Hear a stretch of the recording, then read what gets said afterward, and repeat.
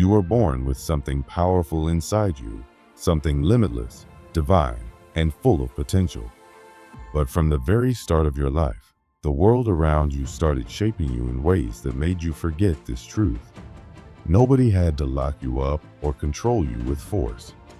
All they had to do was teach you to forget who you truly are. The way they did this was quiet and subtle. It wasn't obvious. It was in the rules that everyone just accepts without question. It was in the beliefs passed down to you from others. It was in the dreams that were chosen for you before you even understood what dreaming really meant.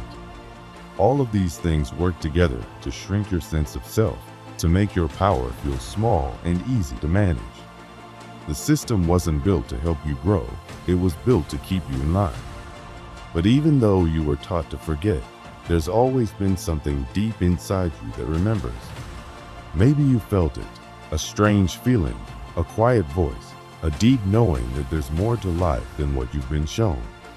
It's that feeling that your life isn't quite what it seems, that something important is missing. That voice inside you is not your imagination. It's a part of you trying to wake up. This message isn't about giving you a new set of beliefs.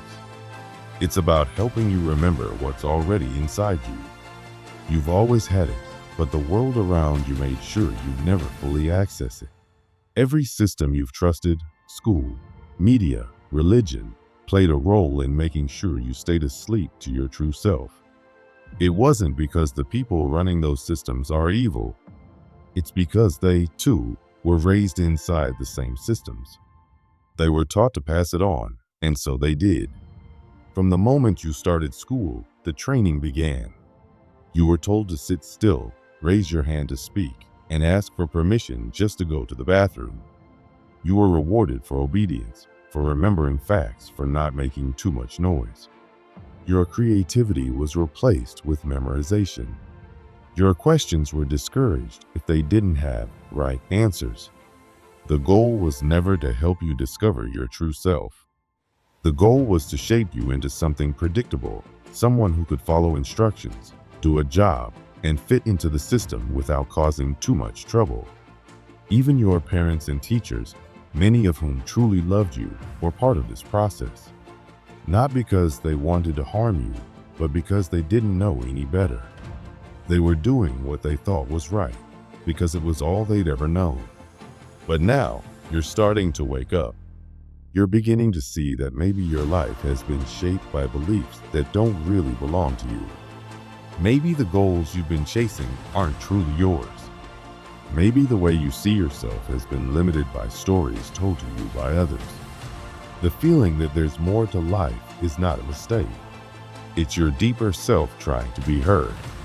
It's the real you, the part that remembers who you are. Long ago, before modern systems took over, ancient cultures knew about this inner power. They didn't see the divine as something far away in the sky. They believed it lived inside each of us. The Egyptians called it Nidar, a divine force within. The sages of India called it Atman, the true self, which is not separate from the whole universe. These ideas weren't just poetic, they were instructions for remembering the truth.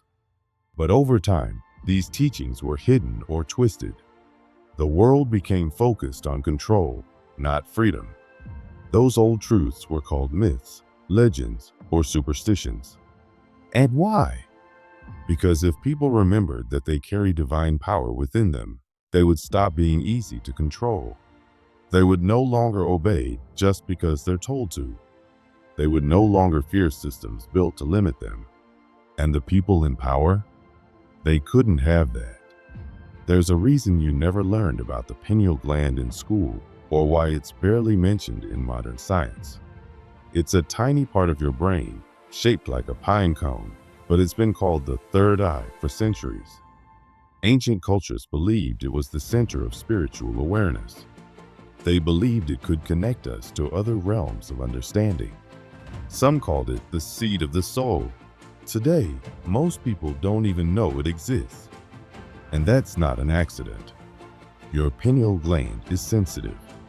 It responds to light, energy, and emotion. But over time, many things in our environment have been shown to block or weaken it. Things like fluoride in your water, certain chemicals in food, and toxins in the air. These substances don't just affect your body, they dull your awareness. They make it harder to feel connected, to hear your inner voice, to experience deep intuition or spiritual insight. The more your pineal gland is affected, the more disconnected you become from your own truth. When your third eye is active, life feels different. You start noticing patterns that others miss. Coincidences become meaningful. Your dreams start to feel like messages. You begin to sense that reality is more complex, more magical than you were ever told. But when that part of you is shut down, everything becomes dull. You forget to ask questions. You stop wondering. You live on autopilot, and the system keeps winning. Reactivating this part of you doesn't mean doing anything crazy. It means removing what blocks it. It means choosing clean water, natural food, and learning to quiet your mind. It means paying attention to how you feel, learning to trust your intuition, and being willing to question everything, even the things you were taught to believe your whole life. This isn't about religion or superstition. It's about your direct experience. It's about taking back the awareness that was yours all along. You're not just a body. You're not just a mind. You are a spark of consciousness, something ancient and powerful, experiencing life in physical form. And when you begin to truly understand that, your life starts to change. You stop defining yourself by your job, your status, or your background. You stop living by rules that were never meant to serve you. You start living from a place of inner clarity and strength. But this kind of awakening isn't always easy. It requires you to face everything you've been taught. It means unlearning habits and beliefs that kept you small. It's not always light and love. Sometimes it's hard. Sometimes it's lonely. But the truth is worth it. Because the alternative is staying asleep, living someone else's idea of what your life should be. And here's something even deeper.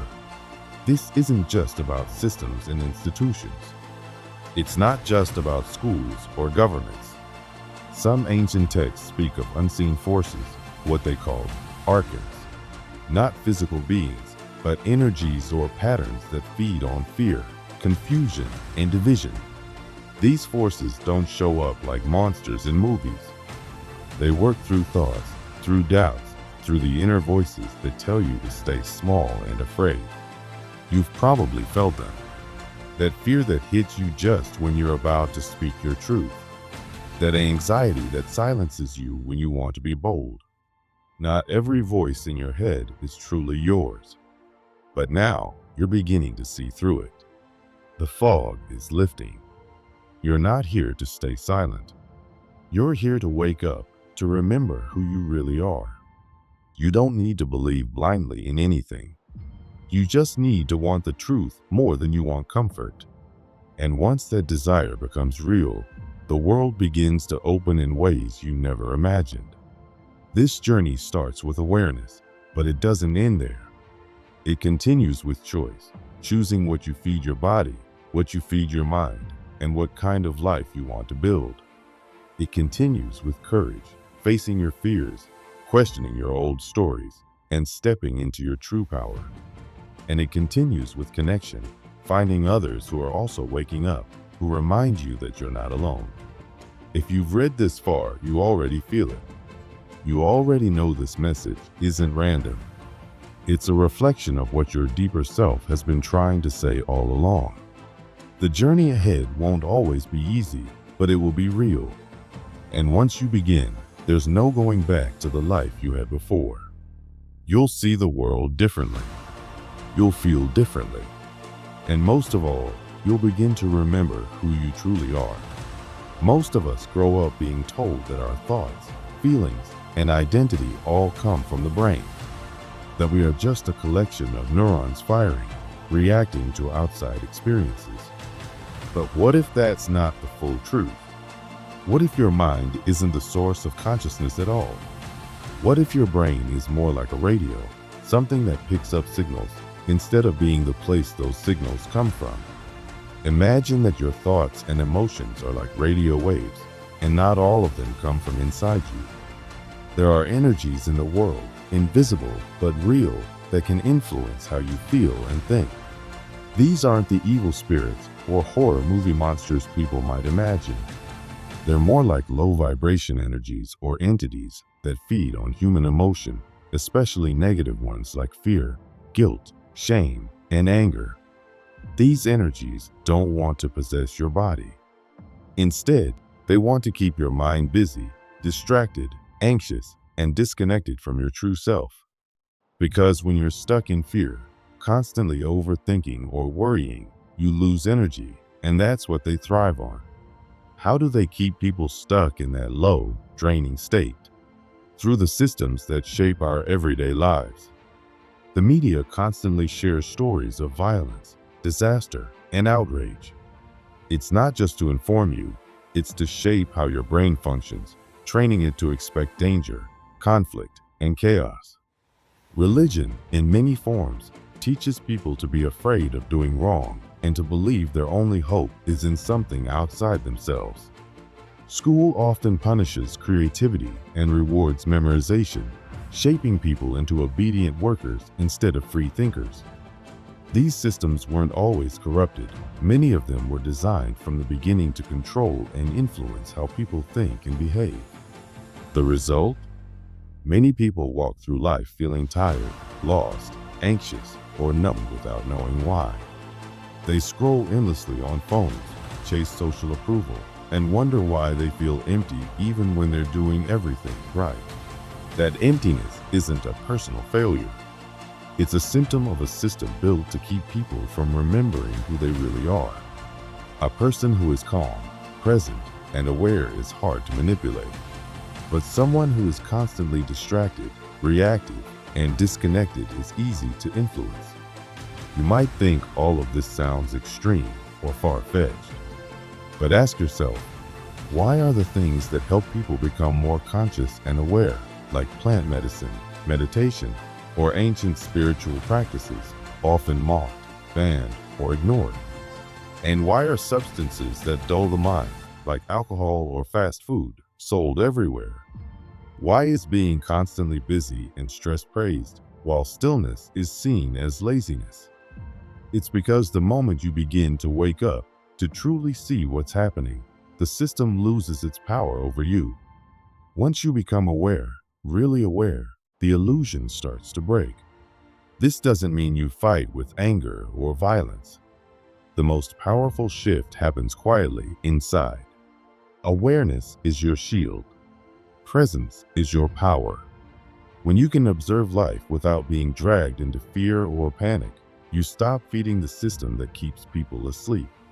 You were never meant to be a slave to fear or doubt. You were born as pure, limitless awareness, full of potential and light. But from the moment you were born, you were given layers of identity, a name, a nationality, a gender, a religion, a role. Over time, you were told which parts of yourself were acceptable and which were not. You learned to act in ways that made others happy. You edited yourself to fit in. And eventually, you forgot that you were edited.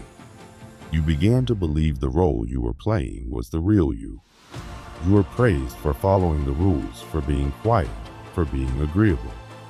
But in doing so, you lost touch with the raw, real version of yourself, the one who doesn't care about roles, titles, or social approval. That version of you still exists under the mask. And awakening is not about becoming a better version of the mask. It's about realizing the mask isn't you. This is why questioning your identity can feel scary. Because the ego, the fake self built from outside opinions, doesn't want to be seen through. It wants to keep playing the game of roles and rules. But real freedom starts when you stop asking, "Who am I?" and start asking, "What am I?"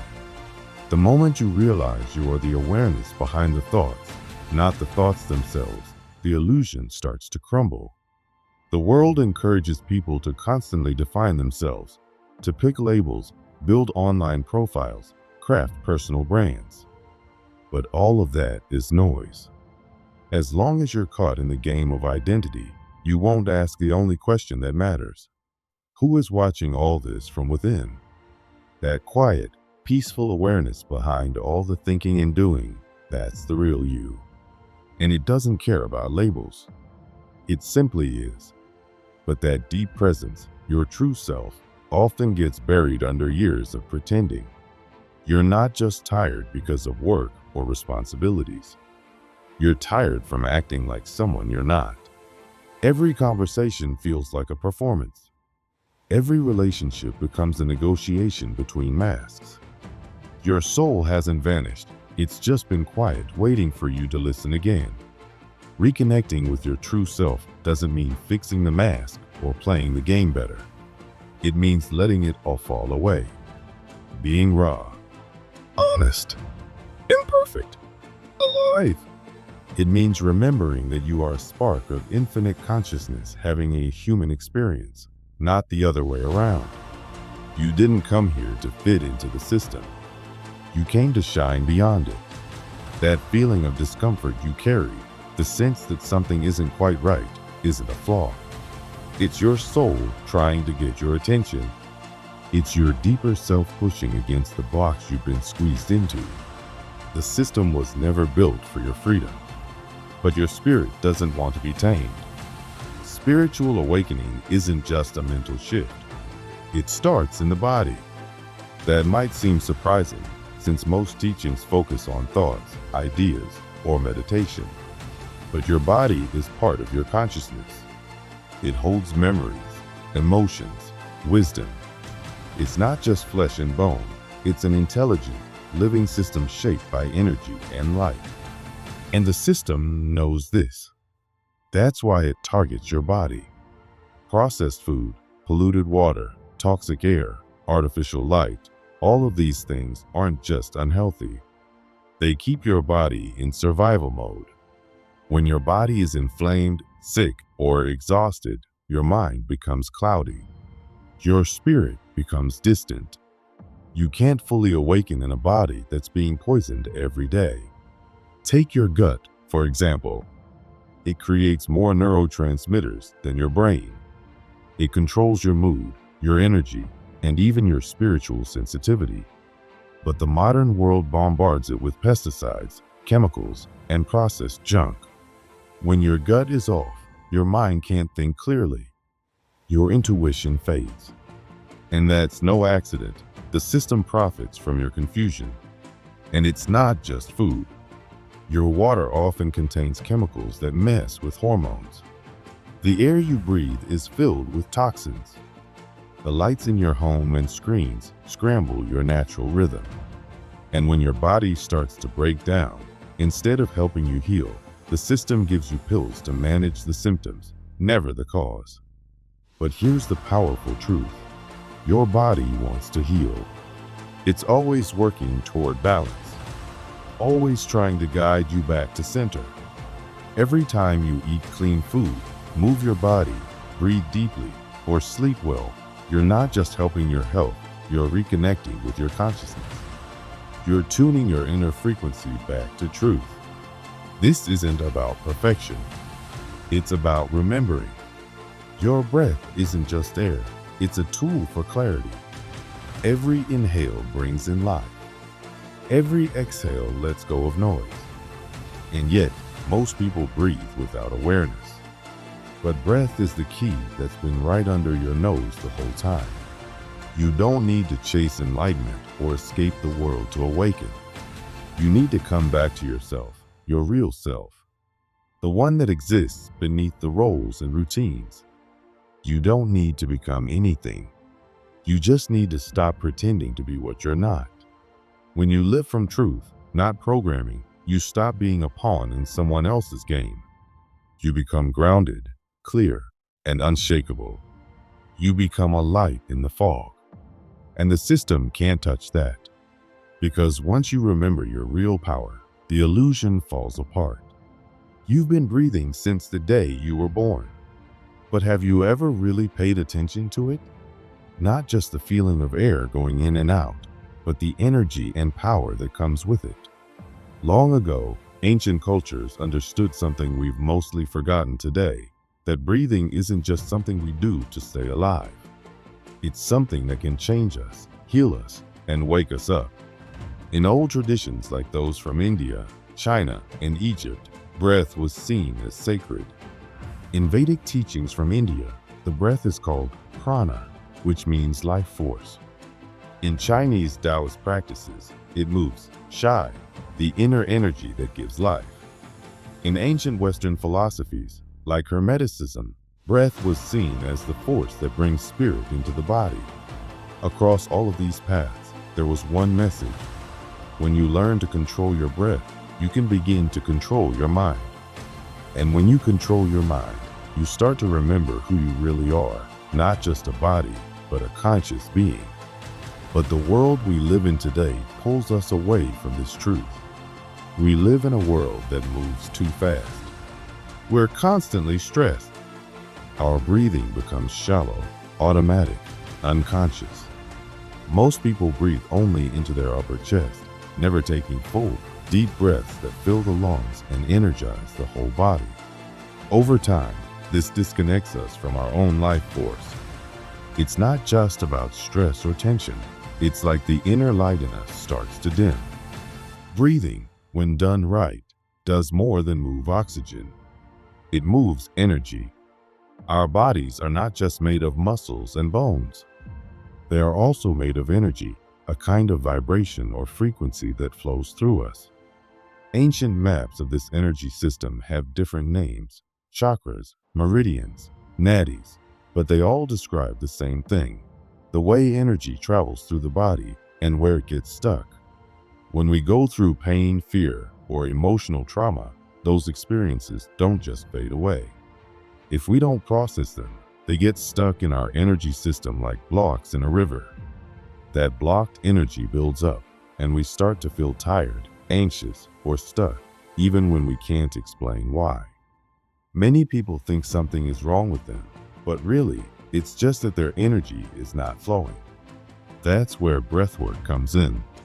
When we breathe with awareness, with intention, and with rhythm, we start to unlock those blocked places. Energy begins to move again. Some people feel heat. Some feel tingling. Some cry, laugh, or release deep emotions they didn't even know were there. This is not because something outside is changing you. It's because something inside you is finally being allowed to flow. You're not broken. You don't need to be fixed. You just need to remember how to let go. You don't need a guru, a ceremony, or fancy tools to start. You need presence. You need breath. And you need the willingness to feel. When your energy starts flowing again, something powerful can happen. Deep in your body, at the base of your spine, is a kind of sleeping energy that ancient yogis called Kundalini. It's like an inner fire, the energy of your soul. When you breathe with awareness, this energy can begin to rise. This isn't just poetic talk. People feel it. It can be warm, electric, even intense. It's your own divinity waking up, but this energy doesn't need anyone's permission. It just needs you to make space, to stop crowding your life with distractions and numbness, to give your breath and your being room to expand. That's all. The truth is, most people today aren't really living. They're existing on autopilot. We wake up, check our phones, scroll, react, eat, work, stress, sleep, and do it all again the next day. It's not just habit. It's programming. We've been trained to live this way without questioning it. From the time we were children, we've been conditioned.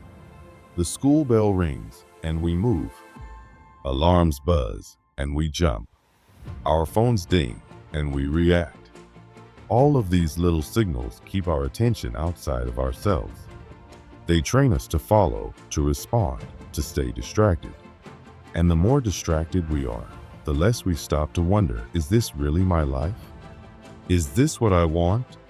Culture gives us scripts to follow, holidays, routines, roles. Take a look at some of our biggest traditions. Valentine's Day, which was supposed to celebrate love, is now about buying gifts. Christmas, which was about connection, is now centered on consumerism. Even Halloween has become more about costumes and candy than celebration. These rituals don't always come from the heart anymore. They keep us busy, spending, smiling for photos, but often feeling empty inside. This doesn't mean you have to reject everything. It means you start to look more closely. You begin to see what is real and what is just noise. Because when you see the programming, you can stop being hypnotized by it. You can still take part in the world, but from a place of choice, not habit. And that's what true power looks like. Not in rebellion or anger, but in choosing not to go along with what doesn't feel real anymore. When you stop performing for approval, when you stop trying to meet invisible standards, you begin to reclaim something deep, your presence. Even the words we use shape our reality. Phrases like, "That's just how it is," or "You have to be realistic," seem harmless. But they're like spells. When we repeat them, we reinforce the idea that we have no power, no choice. We shrink ourselves without even realizing it. So start listening to your own language. Are you speaking your truth or someone else's? The same goes for work. Many people live for productivity. Meetings, deadlines, goals, hustle. It all sounds like purpose, but often it leads to burnout. We're told that being busy is the same as being valuable. But deep down, many people feel empty, even when they check all the boxes. The truth is, many of us aren't thriving. We're surviving. And yet, there's always a quiet voice inside, a feeling that something is missing, that something isn't right. That voice isn't wrong. It's your deeper self, your wisdom, trying to reach you. It's asking you to slow down, to breathe, to come back to yourself. Because the thing you've been missing isn't out there. It's within you. And it starts with something as simple as breathing.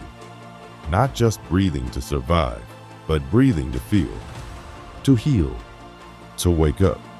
So what can you do? You don't need to go anywhere. You don't need to wait for the right moment. Just close your eyes.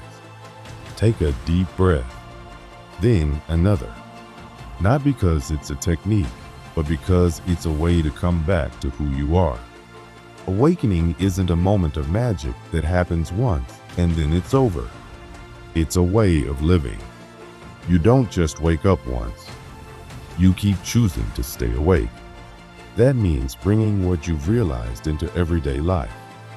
It means acting from awareness, not habit. Feeling deeply, even when it's uncomfortable. Living with your eyes and your heart wide open. You don't need to escape the world. You just need to wake up inside it. You can live in the same place, do the same things, and still be more alive than ever, simply because you're present, conscious, and breathing from your truth. The breath has always been there. Quiet, steady, waiting. It's the one thing that has been with you through everything. And it's still your most powerful tool for coming home to yourself. So the next time life feels too much, too fast, too loud, stop. Breathe. Feel. Let go. And remember, you were never disconnected. You were just holding your breath. Meditation often brings a sense of peace and awareness. In those quiet moments, it feels easy to stay connected to your inner self. But true growth doesn't happen only in silence.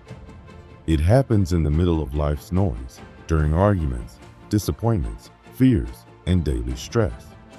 The real test of inner awareness is whether you can carry that calm into those harder moments. Can you remain present when life challenges you? That's when the journey becomes real. Many people pause right at this edge, stepping back just as they begin to cross into deeper, lasting transformation. Because embodying your truth is not always comfortable. It asks more of you. It requires that you show up fully, even when it's not easy. To live from your deepest self, the part of you that is eternal and wise, means letting go of all the roles you've taken on just to fit in. It means dropping the mask you wear to win approval and the habits you built out of fear. You start to question the goals you once chased. Were they really yours? Or were they created to feel secure, accepted, or successful in the eyes of others? Many of our dreams come from trying to prove we're good enough, instead of from knowing we already are. Real transformation means giving those up and turning inward. The divine part of you, your true self, doesn't need recognition or applause. It doesn't compare, compete, or chase status. It simply is. Steady, quiet, fully alive. This presence, the awareness deep inside you, either guides your choices or it gets buried beneath them. And the world we live in constantly pulls you away from that presence. It demands attention, reaction, performance. That's why so many stay on the surface, talking about truth instead of living it. But the world doesn't need more talk. It needs people who show up differently. People who bring their awareness into their relationships, their work, and their choices. Not to perform, but to live with clarity and integrity. You don't have to declare your inner truth. When you embody it, people feel it. They sense the calm in your energy. They notice the honesty in your words. They recognize something in you that they've been missing in themselves. This is where life begins to shift. Not because you receive more attention, but because you've stopped relying on it. You no longer bend yourself to make others comfortable. You don't hide your truth to avoid conflict. Instead, you speak honestly and act with purpose. Your very presence becomes a mirror, showing others what is possible when someone chooses to live in alignment. Some will be drawn to that. Others may resist it. Either way, you continue. Not to prove anything, but because you've decided to live as your full self. Living from this place doesn't mean being flawless. It means being real. The ego, the part of you that wants to be liked and admired, wants to look perfect, even spiritual. But the soul just wants to be free. And freedom doesn't always look neat. Sometimes it's messy. Sometimes it's difficult. It may mean saying no when others expect a yes. It may mean standing alone. It may mean letting go of things that once felt safe. But when you start choosing truth over comfort, you stop giving your power away. You stop needing other people's permission to be yourself. You stop betraying your own needs just to be accepted. This is the deepest kind of rebellion, choosing to live fully awake in a world that encourages you to stay asleep. Not just in private, but everywhere. You stop pretending. You stop shrinking. You show up as you are. And while the system may not be afraid of what you believe, it fears what you live. Because someone who truly lives their truth, someone who acts on their inner knowing, that person cannot be controlled.